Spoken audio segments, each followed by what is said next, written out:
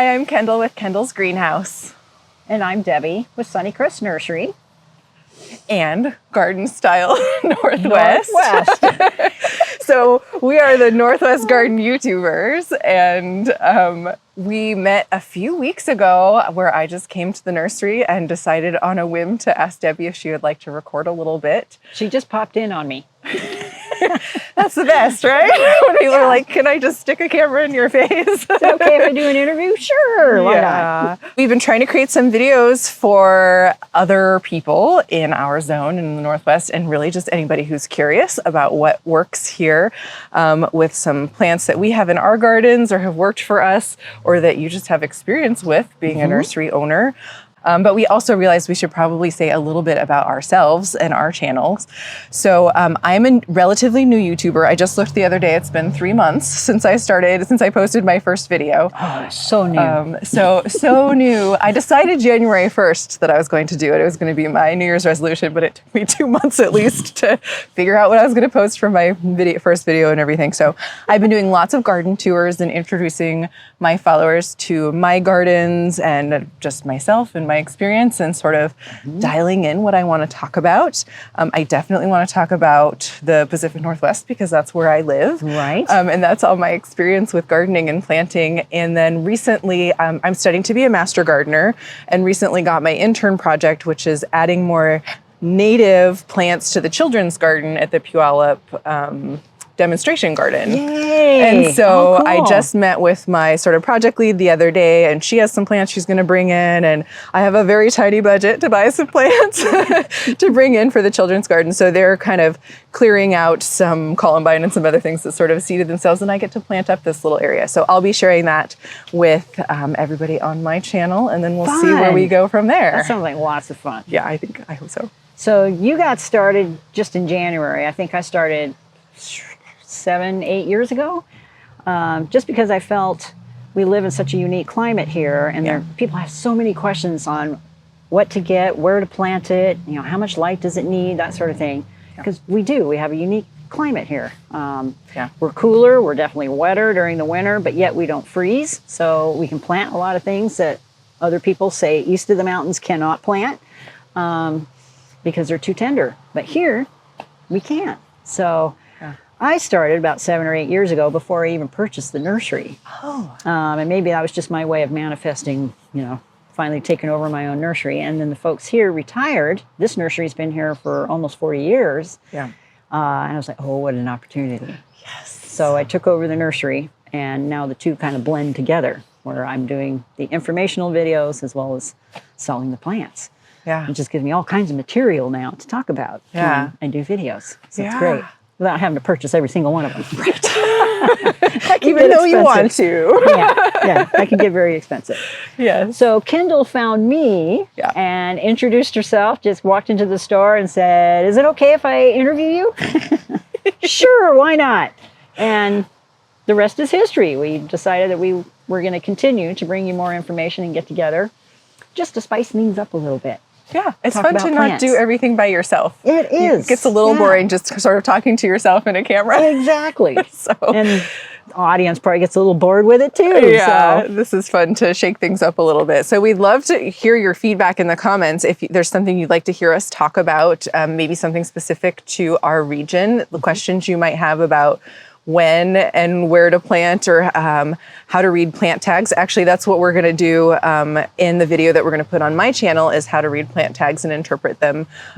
So we'll put a link below this video for you so you can go and see that video over on my channel. And I'll be starting a Q&A probably in July.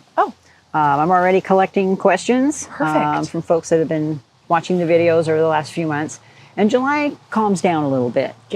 Usually all you're doing is watering. That's just true. trying to keep everything hydrated. So I'm going to take a couple of my videos and actually do a Q&A and start reading off all the questions that customers have and give them some answers. I love that. Yeah, because I figure if they're asking me online, I'm sure there's lots of other people out there that are wondering the same thing. So. Well, where a really nice place to do a Q&A might be.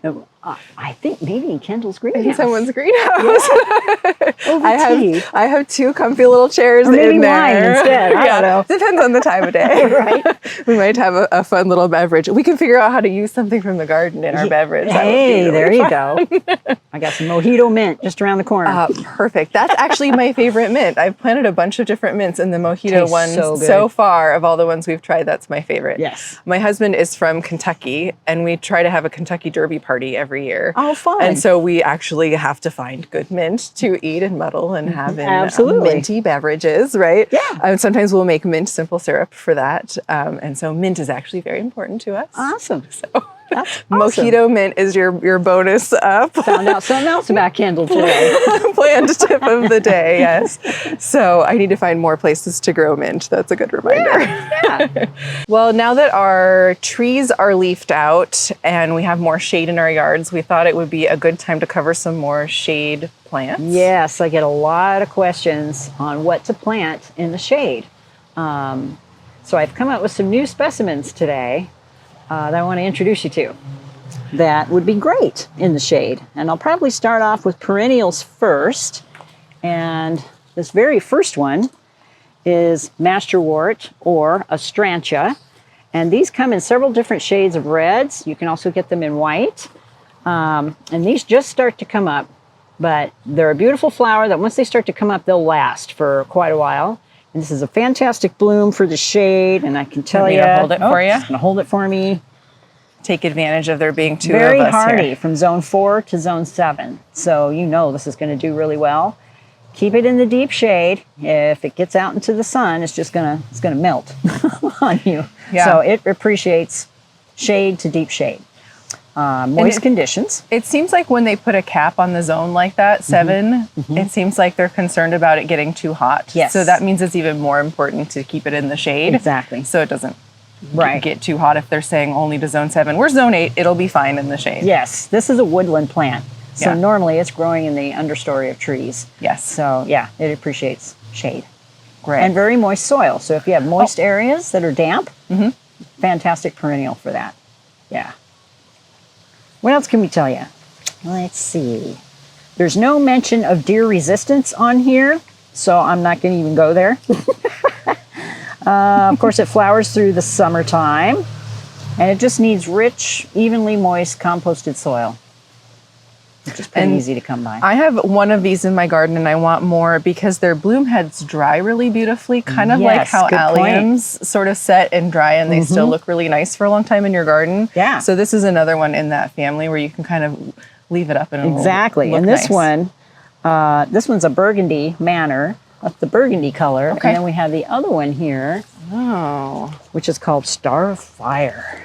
Oh boy. So it's a little bit brighter. A little bit Yeah. brighter red. Yeah. Same conditions. Same exact thing.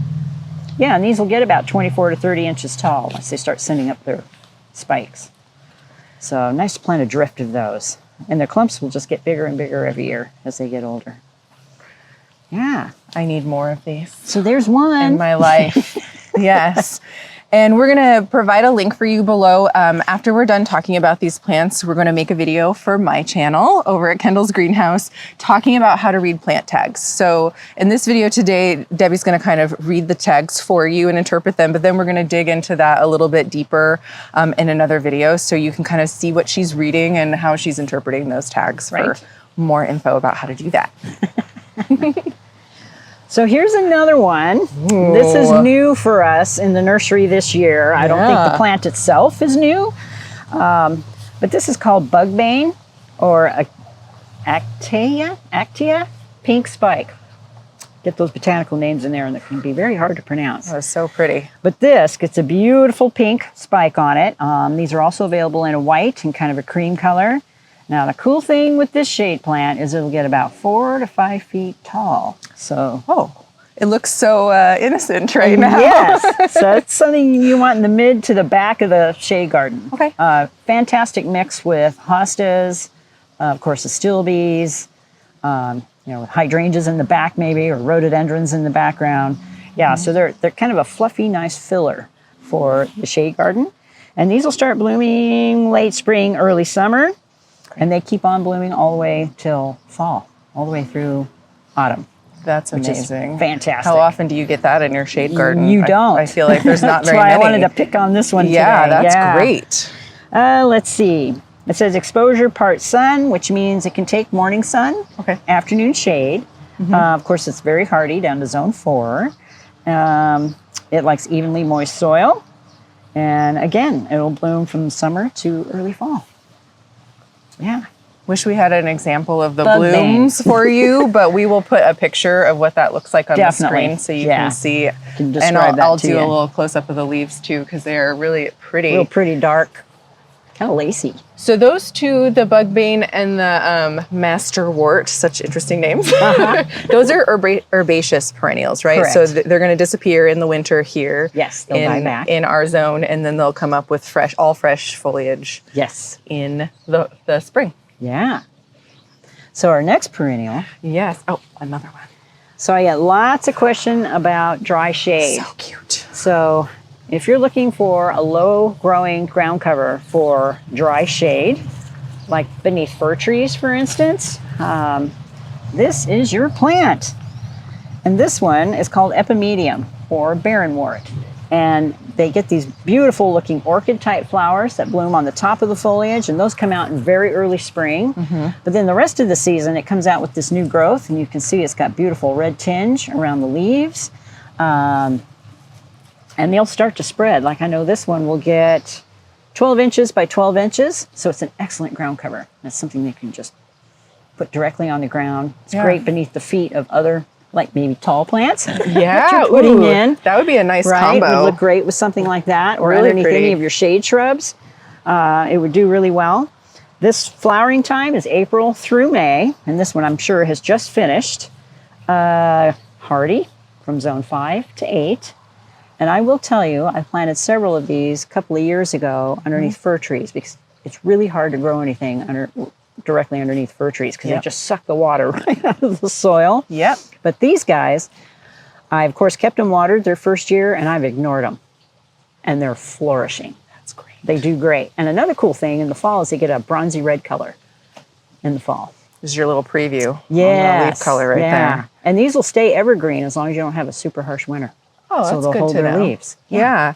Yeah. And this is interesting too. Like these, I'll show you guys a close up. They come up with just a couple stems from the bottom, and this one you can see in its pot. I'll hold it a little closer. How there's all these stems coming up that kind of fill the pot, and so you can see how it will kind of spread in your garden that way too, by just in the nursery container what it's already doing. Yeah. It's really cute. A lot of people pass this by because they're just not aware what this plant can do. It's super tough. It's powerful. Yes, very powerful in the shade, dry shade. Yeah. And it's a slow spreader, so it's not something that's going to take over your garden. Yeah, that's what I was going to say. There's a couple other shade ones that are more aggressive. So if you want to like fill the ground quickly, what am I thinking of? Like sweet woodruff. Yes. And what's the other one? Ajuga. Ajugas, they're kind of aggressive ones. So Periwinkle. if you're scared of those, which maybe you should be a little bit, this is a better option for something really easy to control and slow spreader. Yeah. Yeah. Yeah. So cool plant for the dry shade. I love that. There you go. Of course, half the time you get the tag in. And it's got this well-established root system, so you can't get it back in there. And now this one. Last but not least.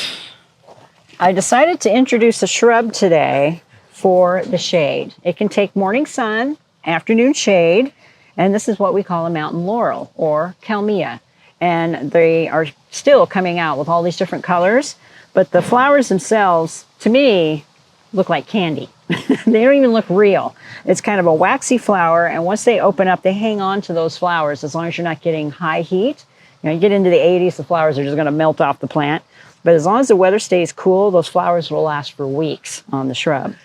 Let me hold it. Sure. She chose one that's just been watered, so this is our arm exercise for today. Here. So this shrub is also nice because it only gets maybe 2 to 3 feet tall. So it's something you can put in the front of a shade garden and not have it just get huge.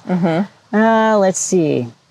Of course, it prefers well-drained soil. It doesn't like super wet feet, but it does like moist. So just make sure it drains really well.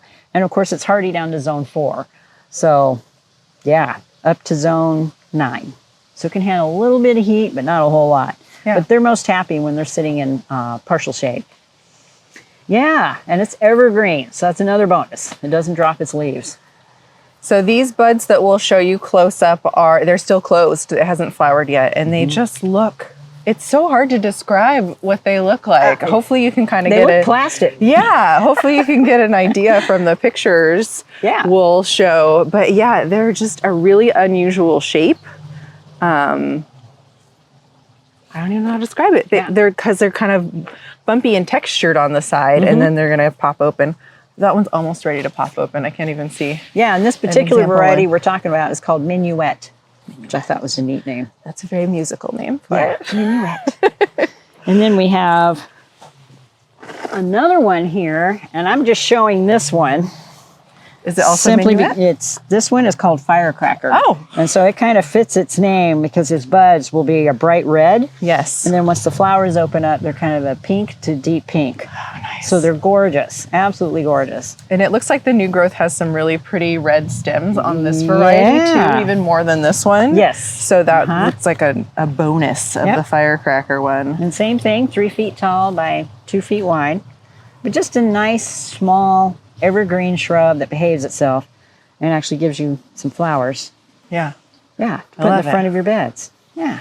I picked a bonus one this time. Oh, Only because it's not a shrub or anything, but I wanted something that was contrasty. well, there you go. That would be shade tolerant, just as far as like plant combining is concerned. And since we had these really rich Yes. colors, I thought this is the Carex Everillo or Everillo. I'm not sure how we say that. I thought honestly it would look good with everything, just because we don't have this bright chartreusey color yet Right. in any of our things. So we've Yeah. got this pretty plum, and then just the really bright, Beautiful green. contrast. So put these together. There's also like Haconocloa that you can get that has this bright limey or variegated chartreusey leaf. color. That would make everything stand out. And the neat thing with these Carexes, anything in the Ever series, Everillo, God, there's so many of them, has the word ever in front of the name, means it's evergreen. Oh, So this won't die back. It holds its color year round. In the spring, I do grab them like this and give them a nice little haircut because, you know, they get beat up during the wintertime. Yeah. And they'll just fill right back in. Okay. It only takes 3 to 4 weeks and they look like a brand new plant. yeah. So You always want to do that here. That's like kind of February or March. Yes. Where before you see the new little spikes coming up, because you Yes. don't want to cut any of the tips of the pretty ones, or Yeah. you'll get like brown little things Brown at the end little of your tips plant. on 'em. So Yes. yeah, that's an early spring trim. But that's a great tip for looking for the Ever the Ever in series. the series in the tag. Yeah. Yep. I love that. So yes, make some gorgeous plant combos in your shade garden to make that stand out. I love it. Our climate here is so unique compared to other parts of the country that it can be kind of tricky sometimes to figure out what to plant where. That's where we get the most questions is where do I put this? Will Yes. it grow here? Yeah. So we try and clear up some of that. Yeah, we were just having a conversation about planting in June, because when we release this video, it will be the very beginning of June. And I was asking Debbie, is it okay to still keep planting things in June? Because a lot of other channels in hotter areas are saying, oh, it's getting a little late. You should have planted earlier in spring. So I think that's a really important question. If you're in our environment, is it okay to keep planting? What do you think? Absolutely. That's the neat thing about living here in the Northwest is we can practically plant things year round. When you get into June, you're kind of focusing on perennials and shrubs. That's probably where your primary focus should be. When you get closer to July, then trees are out of the question. I wouldn't try to plant a tree unless you want to keep babysitting it throughout the entire summer. You can get back to tree planting once you get into September, when the sun isn't as hot and our days are starting to shorten up and it's cooling off a little bit. But I plant year round. I plant all through the summer. Nothing stops me. So that's our special perk. yes, living in that this is a perk, definitely. living in this climate and this environment. Yes. And our soil doesn't seem to dry out as much as other people's too. That seems to be something they mention is like, oh, it's the soil isn't good for planting. I'm like, what do you mean? It seems good to me. Yeah. As long as you're adding the amendments and the things that you need to keep moisture in during the summer. Yeah, you can get away with planting practically year round. So those are our, I guess we did 5 because we did 4. I snuck a little bonus in there plus today. Kendall's bonus today. Those are 5 shade plants that we recommend for your garden. You can put them in now. You can put them in anytime you want. Yes, because if you live here, that's our sort of bonus here in the Northwest. Feature of living here in the Northwest. Right. And we're dealing with the cool shade on this one, so this is something. Yeah, no worries. Just plant them. That's perfect. And there are a lot more options for the shade. So let us know if you liked learning about these and we can do some more ideas. Some more videos about it. I have a lot of shade in my backyard that I need to plant. So these are the perfect videos for me too. I'm still looking for a spot for my dappled willow that I got you haven't planted it yet? No, I'm keeping it alive. It looks pretty good. Good. But it does get big. And so it's like a big commitment to put one of those dedicate a space for it. things in the ground. But it's good to buy big shrubs when you're sort of starting to landscape an area because that's kind of your structure a little bit. And then I will come in and I will fill, the right distance from it with my evergreens and other sort of lower growing plants. If you have a blank slate, that's the best way to go, is start with your trees and shrubs first, which I call the foundation plants. They're the plants you're looking at year round, all the time. Right. And then start filling in with all your perennials and ground covers. Yeah. It's not so overwhelming that way. But those are like the easiest ones for me to buy for I some know, reason. they're like you can get like a little container of it and it's pretty and it's like, I'll just take this. But then I don't want to put it in the ground and have to move it. And so, I end up with pots all over my yard. Well, I'm all about instant gratification. So I find sometimes I plant too much in an area and then 3 or 4 years later you're having to pull things out. I'm okay with that. Because they got too big. Yeah, I'm okay with that. You could always give a plant to a friend. Right. If you need to, or find another spot in the garden for it. Find another spot. I think that's great. So, okay. So we're going to put a link below and go make a video talking about plant tags for you guys so you can learn how to interpret them like we just did with that Ever series. Right. And grasses. Look for little hints in the plant tags about where they will fit in your garden and other things you should look for. And we will crisscross back and forth. So in her YouTube video, she'll put a link down to get to mine. Yep. And vice versa. I will put in a link to Kendall's greenhouse. So and one for Garden Style Northwest. Yes. And then someday you can come visit my greenhouse. Yes, I can't wait. She has a beautiful greenhouse. Yes, that will be a fun trip. Thank you for joining us here at Sunnycrest today. Thanks, you guys. We'll see you soon. Keep your hands dirty.